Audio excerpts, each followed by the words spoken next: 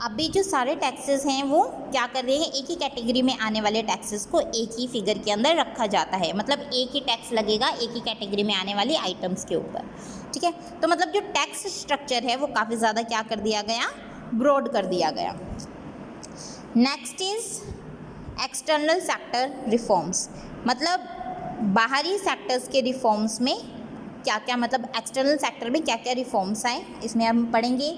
Foreign exchange reforms, बाहर के देशों के साथ एक तो फॉरेन एक्सचेंज में रिफॉर्म्स जो किए हैं और फॉरेन ट्रेड पॉलिसीज़ में जो रिफॉर्म्स किए गए हैं वो सब पढ़ेंगे। देखिए फॉरेन एक्सचेंज रिफॉर्म्स हमने 1991 में लेकर आए हैं, ठीक है। कब लेकर आए, हमने जो इंडियन रुपी की जो वैल्यू है वो लगातार घटती जा रही थी in comparison to the foreign currency, उस सिचुएशन में हम फॉरेन एक्सचेंज रिफॉर्म्स लेकर आए, ठीक है। डिवैल्यूएशन का मतलब पता है कि जो वैल्यू है रुपीज़ की with respect to the currency of other country वो क्या हो जाती है, गिर जाती है। हमारी मतलब रुपीज़ की वैल्यू दूसरी कंट्री की करेंसी की वैल्यू से घटती जा रही थी लगातार, ठीक है। तो वो क्या थी, डिवैल्यूएशन की सिचुएशन थी। अब देखिए 1991 में हमारी न्यू इकोनॉमिक पॉलिसी होने के बाद अब क्या है, ज़्यादा वैल्यूज़ की बढ़ गई है, मतलब रुपीज़ की वैल्यू बढ़ गई है in comparison to the currency of the other country, ठीक है। फॉलोड बाय डिवैल्यूएशन, डिवैल्यूएशन 1991 के साथ जो एक्सचेंज वैल्यू है इंडियन रुपी की, ठीक है, अब वो किसके अकॉर्डिंग चलने लगी, free play of market forces के according, according to demand and supply.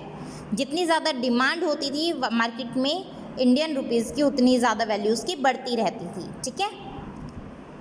अब एक्सचेंज रेट कैसे डिटरमिन किया जाता है, according to the supply and demand, forces of supply and demand, okay. Foreign trade policy, इसके अंदर क्या है बेटा, जो टैरिफ रिस्ट्रिक्शंस थी, काफ़ी चीज़ों पर टैरिफ लगाया गया था, उन सबको मॉडरेट कर दिया गया।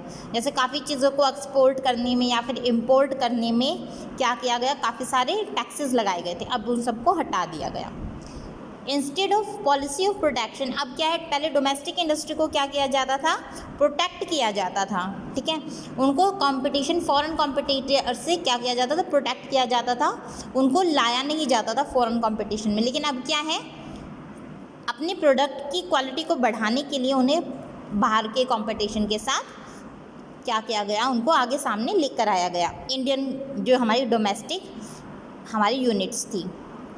मार्केट कंपटीशन, जो मार्केट कंपटीशन है, पहले क्या था, कोटाज और टैरिफ्स के उसमें चलते थे, कोटा दिया गया था, अब क्या है, कोटा उसको हटा दिया गया, ठीक है। अब एफिशिएंसी के बेसिस पर ही ग्रोथ और डेवलपमेंट होती है, alright. So these are the point of liberalisation. 4 points थे बेटा इसके, external sector reforms, fiscal reforms, ठीक है, फाइनेंशियल सेक्टर रिफॉर्म्स एंड जो हमारा फर्स्ट था इंडस्ट्रियल सेक्टर रिफॉर्म्स, ओके। तो ये आज आपका टॉपिक हुआ है लिबरलाइजेशन का। तो इसको अच्छे से आप कवर अप कीजिएगा, अपनी फेयर नोटबुक में इसके नोट्स बनाइएगा, और कहीं भी कोई भी कन्फ्यूजन आती है एक बार आप रीड आउट कीजिएगा। अगर रीड आउट से भी वो कंप्लीट नहीं होती है, कवर अप नहीं होती है, तो प्लीज़ उसको पूछेगा ज़रूर, okay. So that's all for today बेटा, थैंक यू।